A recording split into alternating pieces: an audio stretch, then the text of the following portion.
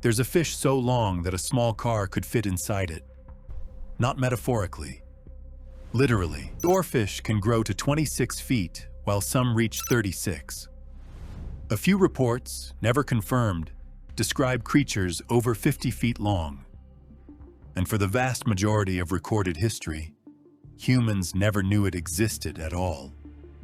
Because it lives so deep that sunlight is just a distant rumor. And when it does surface, it's usually because something is already dying. Which is why some cultures looked at a dead oarfish on the beach and decided it was a message from the universe that something worse was coming. You've heard about deep-sea predators with massive jaws, glowing lures, things designed to hunt and kill. The oarfish doesn't do any of that. This is a filter feeder. It has no teeth. Its mouth is small and designed to open wide and suck in water, straining plankton and krill through gill rakers, tiny comb-like structures that work like a net. The oarfish doesn't hunt. It moves by undulating a dorsal fin that runs the entire length of its body like a ribbon rippling through water. It's the world's longest bony fish alive.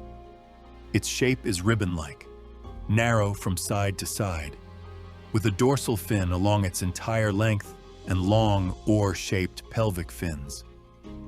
Its coloration is silver and blue with dark spots, and its fins are crimson. We're not living in a world where the largest creatures are the most dangerous. We're living in a world where the largest fish is basically a living carpet that eats tiny things and minds its own business 1,000 meters below your feet. And it gets weirder. Meet Regalecus glesne. The name comes from Latin regalis, meaning royal.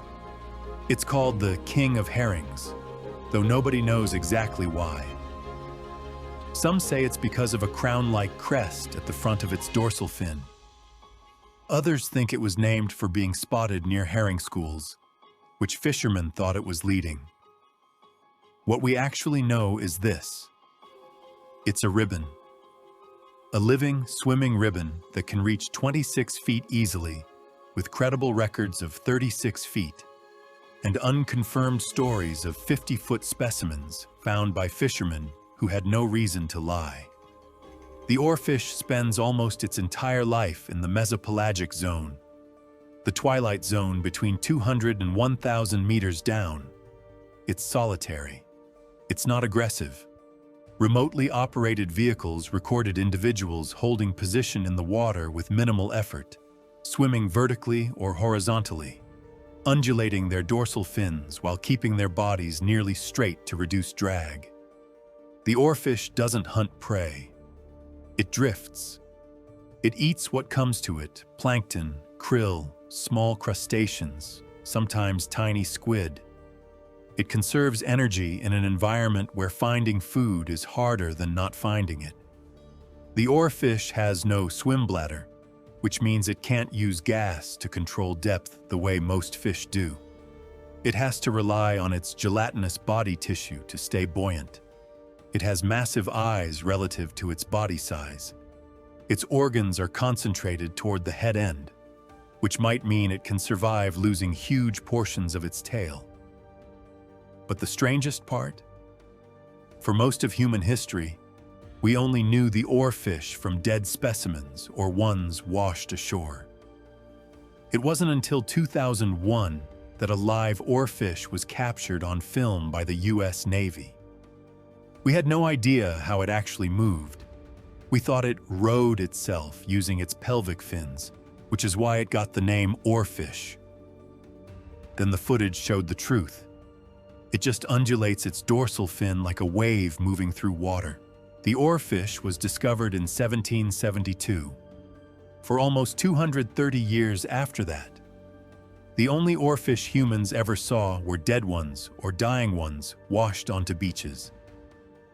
In 2001, the first footage of a living, healthy oarfish in its natural habitat was recorded. It was not hunting. It wasn't aggressive. It was just there. The thing about the oarfish is that when it surfaces, It's almost always sick or dying. The pressure change alone can kill it. The depressurization of rising from 1,000 meters to the surface can rupture its tissues from the inside. So whenever someone finds an oarfish on a beach or in shallow water, they're looking at a creature that's already lost, which is the only way most people ever get to see one. But here's where the story gets complicated. In some parts of the world, particularly Japan, the oarfish is called the Doomsday Fish. There's a legend that says if an oarfish washes ashore, an earthquake is coming. Before Japan's 2011 earthquake, one of the most catastrophic in history, about 20 oarfish washed ashore in the preceding months. It felt like a pattern. It felt like a warning. The legend is that if you see an oarfish, it is a warning sign that disasters such as earthquakes are soon to occur. The oarfish isn't predicting earthquakes. It's just a fish that lives deep and sometimes dies near the surface. Humans are just very good at finding meaning in the appearance of the unfamiliar. The oarfish's filter feeding system is actually quite sophisticated. It has 33 to 47 gill rakers, small comb-like structures that strain plankton, squid, fish, and krill from the water as it swims with its mouth open. The gelatinous body composition isn't weakness, it's adaptation. Gelatin is lighter than muscle. It provides buoyancy without requiring a swim bladder, which means the oarfish can exist at extreme depths and move between different pressure zones without the physiological catastrophe that would kill other fish. The dorsal fin undulation, ameiform swimming, is more efficient than traditional fish swimming in deep water where density and resistance are higher. The long, ribbon-like shape minimizes drag. The entire body architecture is basically an engineering solution to the problem of existing in an environment where everything is dark, pressure is extreme, food is scarce, and energy conservation is the only strategy that works. There's something about the oarfish that captures human imagination in a way that most fish don't. Part of it is size. Part of it is the ribbon shape. It looks like nothing else we've ever seen. Part of it is the mystery. We know so little about how it actually lives because it spends almost all its time at depths we can't easily reach. But the bigger part is what we do with what we don't understand. When something large and strange washes ashore, we look for meaning. We tell stories.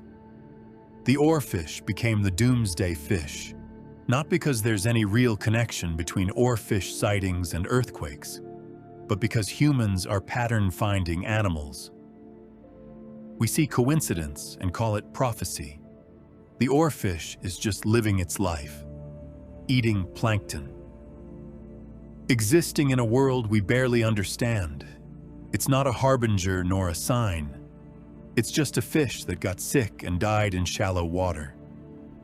But we turned it into a legend because mysteries make us uncomfortable. We'd rather imagine it's a warning than accept that sometimes things wash ashore and we simply don't know why.